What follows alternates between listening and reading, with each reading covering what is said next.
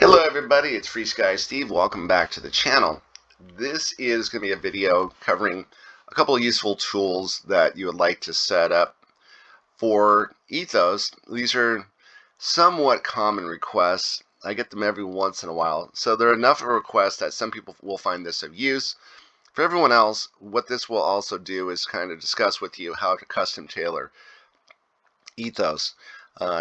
Now, imagine you have yourself a really nice tuxedo and you take it out for nice weddings that you have to go to, black tie affairs, and maybe the kind of person that gets that request once every 5 years or so. And what happens is, you lost a little weight, maybe you picked up a little weight over the 5 years. And imagine if you had a suit that was completely self-tailoring, so that all you had to do is maybe program a couple things in the lapel, and all of a sudden the suit will give you a little more room in the waistband and maybe tighten up the shoulders a little bit. Well, that's what Ethos is like. It's the ability for you to really tailor the program to fit your needs, so you don't have to depend on someone else writing things in the code for you. And so the two things we're going to work on today, one is a special request video, which is concerning having flaps on a slider. Now, flaps on a slider are no big deal. The issue becomes when you have flaps on a slider, there's no way for Ethos to know where on the slider you're at, and therefore in special functions you have to create something called a logic switch to help tell Ethos where you would like it to do something. Okay, so we've got that one figured out. The other one we're going to do is somewhere between 50% throttle. A lot of pilots like to have a little jolt to let them know that, hey, I've hit 50% throttle, and so you don't have to guess. You know when you're at 50% throttle. A couple radios have this built in. Some people ask how to do it, so I'm going to show how to do that as well. Now, when it comes to setting up flaps, this is not going to be a flaps tutorial video, but essentially all I did is I went in, I set flaps up using right here, and you can see how it populates it. It actually, using that, I put it in the last position, it gave it a name, and it found two free channels, 6 and 7, and all I had to do was set up a input, and the input is the left slider. And so that's all you need to do to work with flaps, except that you also have to set up one of these funky little flap curves, and that's in another video. The reason why is that you want flaps to only go down. If it were to cross 0, if it went from positive 100 to negative 100, that means that on one side, one position, flaps would be down, the next position, the flaps would be retracted, and the third position, the flaps would be other direction, with the going over the wing, and that would become a spoiler on. So we don't want that to happen. That's why we set this curve up. Again, that's in more, I have flap videos out, and there's other flap video out as well for Ethos that explains it.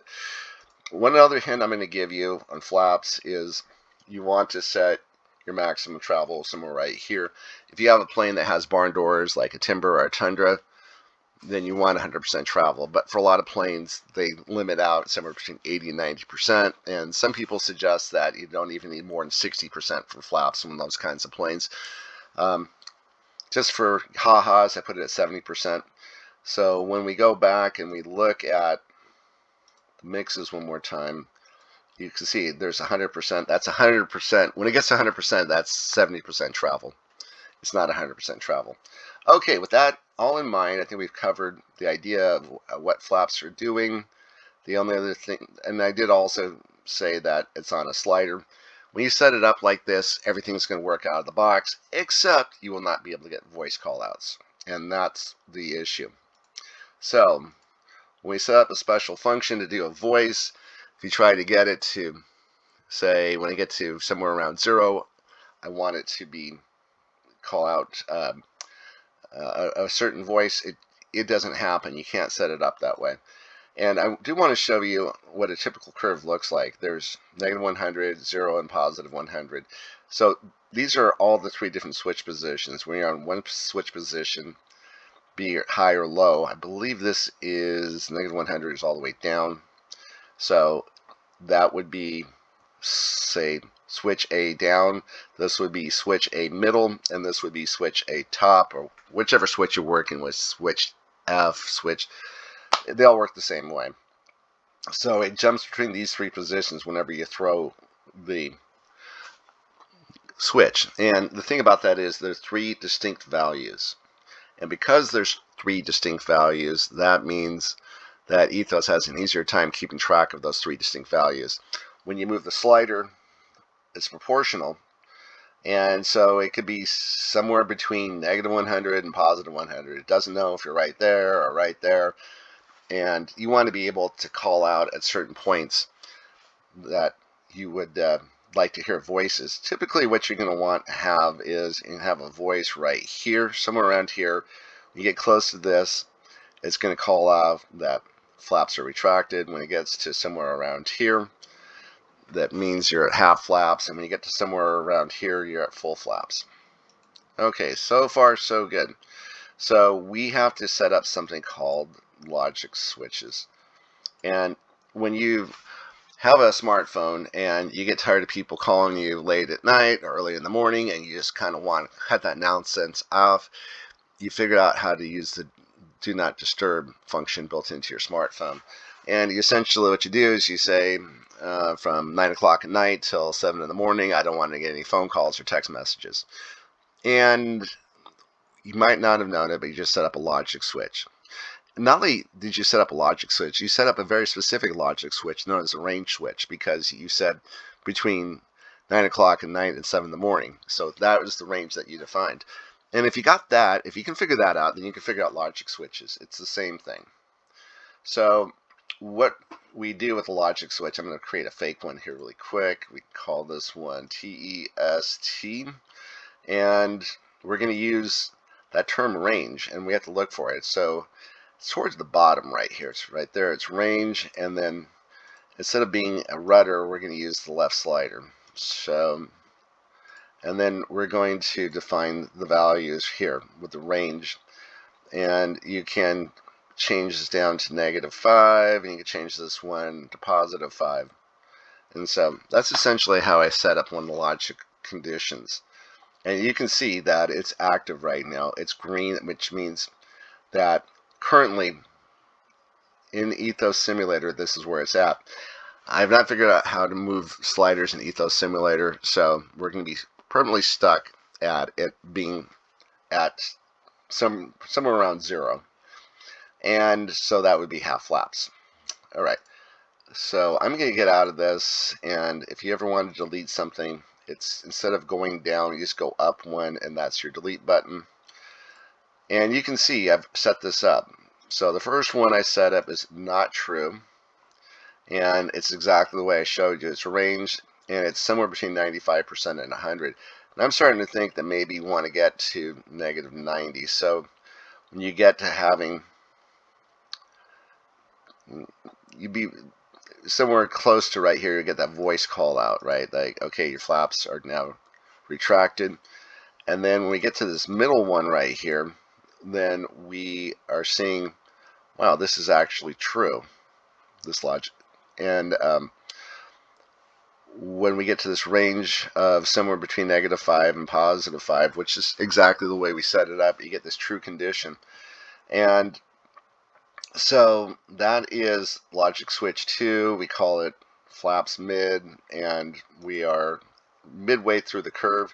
And of course the last one is not true, because that's somewhere between 95 and 100. Maybe you want to change it to 90 to 100. You can change the range, and whenever you have the flaps all the way down, that voice is going to call out. So we set these switches up, and you can see which ones are true and which ones are not true. And what we're going to do is go to special functions, and I'll quickly take you through how we set up a voice. And essentially it's play audio is one of the options you have here.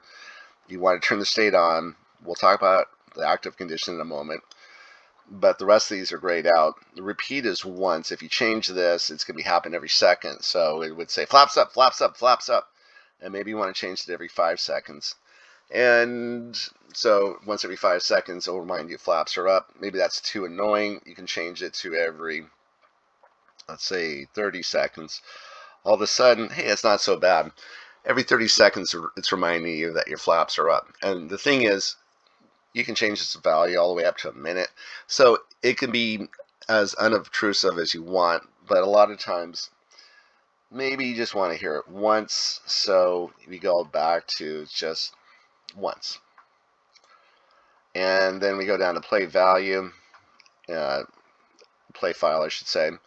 The file is flaps up, and there's nothing real magical about that. We select play file, and then we select flaps up, and that's one of the voices I have loaded. If you do not have these voices loaded, that's the topic of another video, how to get voices put onto your ethos-based transmitter. And you can also turn haptic on, so as it calls the voice out, it will actually shake, and the radio, or jolt the radio a little bit.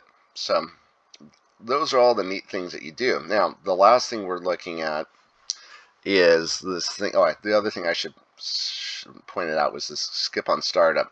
What that means is that whenever you set this up, whenever you turn the model on, instead of shouting out where the flap position is, it will skip right over that. So it only would be active after it starts up. Okay, with all that in mind, we are going to talk about this last thing right here, which was the logic switch we set up. And this was the logic switch flaps up. When we get to this logic switch flaps up, we play the flaps up sound, and that should be good. You can see that the condition is negative because, as I mentioned before, we're stuck at 0. So let's look at the one that was positive. And this is flaps half. And you can see that when it got to halfway, where it's stuck at right now, that condition is true. So when we get to that range of somewhere between -5 and +5, it's going to call that voice out. And the last one was the play audio, same thing. But when it got between, I believe it was 90 and 100%, I think I changed them both to -90 to -100 and +90 to +100. You'll hear the flaps down when you get to +90, somewhere between +90 and +100. Okay, so that's all there is to setting up sounds with flaps. Now, the next thing is when we get to throttle, we're going to mid-throttle. This should look pretty familiar. So when the throttle is somewhere, I tighten this up a lot because I want you to know exactly when you've got to mid-throttle. So it's somewhere between -1 and +1. When you get somewhere close to that, in that tight range, the throttle is going to be active. As you can tell, the throttle is active right now. I think I can do it. Look at this. So you can see that it's not active, it's active. And the range active condition is always on. So anyways, it's very similar to what we just set up. Instead of using the left slider, we just use throttle. And what we have to do is look for special functions. And what it does, instead of making a voice call out, what I did is I set up a haptic. And it talks about the strength is about half as strong. Pattern is just like 1 buzz. You can make it like a 2 buzz if you want it to be. And I did set up repeat for every 5 seconds so that when you're in mid-range, maybe that's a little too aggressive. Maybe you don't want to be reminded that often. Maybe you want to change it to every 10 seconds. So when you're at mid-throttle, if you happen to stay there about every 10 seconds, you'll feel a buzz letting you know you're still at mid-throttle. And because it is a haptic condition, there's no emulation, but you can see that the condition is true. And with that, we've covered everything. Please let me know if you have any questions or comments, and please let me in the comments. And thanks for watching. Have a great day.